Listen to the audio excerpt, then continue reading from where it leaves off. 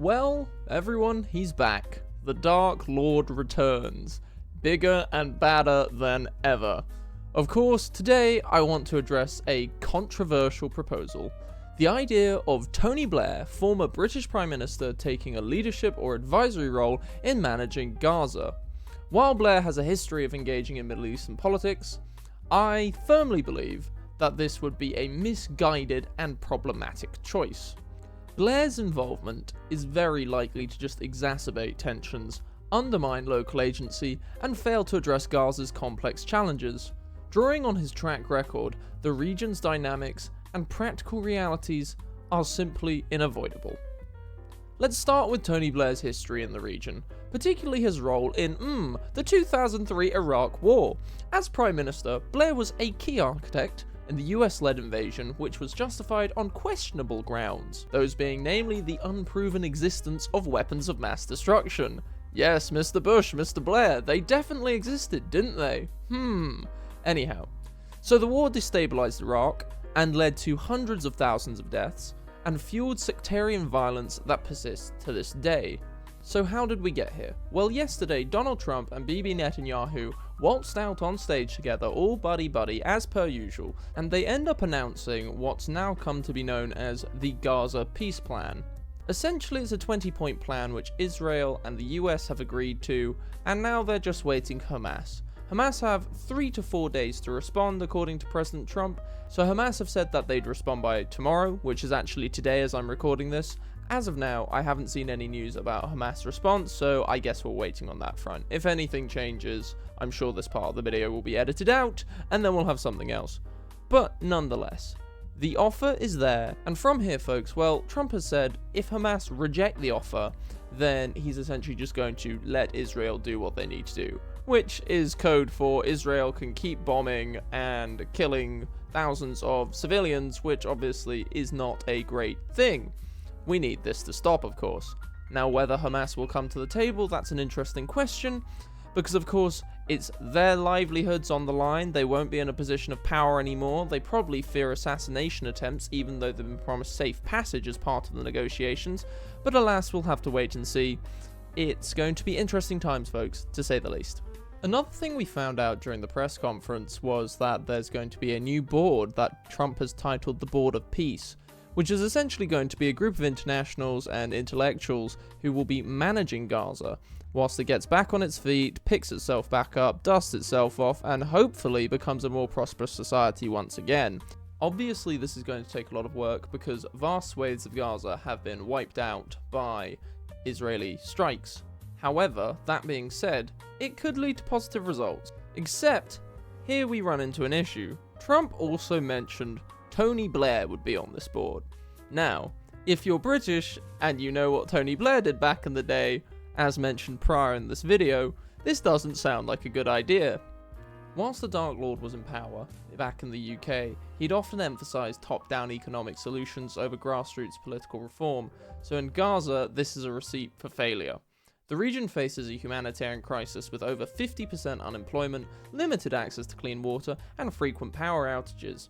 Of course, also the blockades and the famine and just the general malnourishment of the society is going to be a very big hurdle to overcome. The other issue is that Blair's just general approach to politics is always in a line with the technocratic globalist kind of establishment of the New World Order, and I don't think that's something the Palestinians are going to take very nicely to, let's put it that way. I don't think they want to be part of this scheme he has planned, and I don't think, put it this way, being a Brit, I don't want to be part of this scheme that Blair has planned for the past 30 years, except I kind of have to be because that's where my country is at the moment. But alas, we will hopefully escape that come 2029, we'll have to just wait and see. The other problem with the Gaza peace plan and the board and the approach that they're taking in general is I don't think this is going to actually solve any of the issues between Israel and Palestine as peoples. You have to think of it this way, these states have been at each other's throats for the past 70, 80 years, and they also have a history going back thousands of years if you want to take the biblical route, which is not just going to be solved with a flick of a lever and some signatures on some papers. You see, my take on the situation is that the Palestinians and the Israelis have almost been propagandized since they were children into hating one another. And I mean, it's irrational, but then rational at the same time. If you have a bordering state which hates you, then of course you are going to retaliate in some way or another, be that economically, be that with violence, be that any way you can see fit, really. Especially for the Palestinians, that is. I mean, why do you think they committed October the 7th? Why did they massacre the Israelis? Well, essentially, they've been barricaded in this tiny piece of land for 80 years straight, and things just don't get any better. Now, I'm not saying that this isn't of their own making, because of course they did vote Hamas in back in 2005, and, well, it's an interesting one because Israel was potentially backing Hamas, so you kind of have to take that into account. But at the same time, they have had ample opportunity to make something better for themselves. They've been given billions in funding, and instead of spending it on the people and the infrastructure, they kind of just spent it on building rockets, missiles, tunnels, the whole shebang. So the thing is, it doesn't really matter whether this piece of paper gets signed, and whether Blair sticks his fingers into the pie and tries to solve all these issues, which I doubt he'll be able to. The feud runs a lot deeper, and it will take a lot of time to heal, but the problem is, of course, you've got two radical groups that despise each other, let's be frank. And yeah, it's gonna be tough.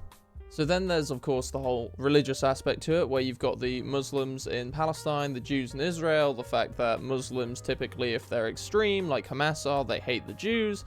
If the Jews are extreme, well, then they believe that they're God's chosen people, so they view themselves above everyone else. It's kind of one of those really interesting ones that I think if you want tensions to simmer down, then essentially you're going to have to put a cap on all of the religious extremists within the nation, except I don't know if that's going to happen, because of course at the moment you've got Hamas, who are religious extremists, but then you've also got members of the Jewish parliament, like members like Smodrich, for instance, who want to cleanse the land, in his words, which obviously you can't be going off saying that, especially if you're supposed to be a democratic nation. You're supposed to be above these trivial quarrels. To summarize, here's kind of where I stand. I think that Gaza's governance is going to require a lot of navigating of geopolitical rivalries. You've got Israel, you've got Hamas, you've got the Palestinian Authority, you've got Egypt, you've got international actors like the US and Iran, and just chucking Tony Blair into the mix will complicate everything, and it's a really delicate balance.